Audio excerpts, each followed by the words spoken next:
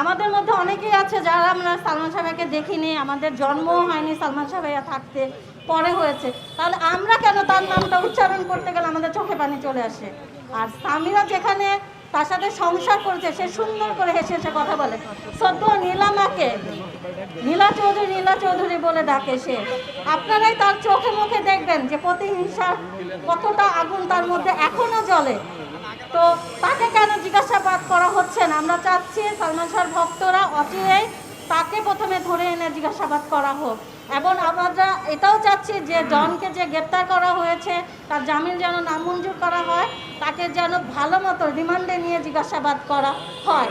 এবং প্রত্যেকটা আসামি, আমরা আসলে 30 বছর ধরে একের পর এক মানববন্ধন সালমান শাহ ভাইয়ের জন্য রোদে বৃষ্টিতে, তারপরে আমরা দিনের পর দিন, আপনারাও পাশে আছেন, ধন্যবাদ এর জন্য আপনারাও পাশে থেকে আমাদেরকে উৎসাহ দিচ্ছেন এবং আমরাও করে যাচ্ছি।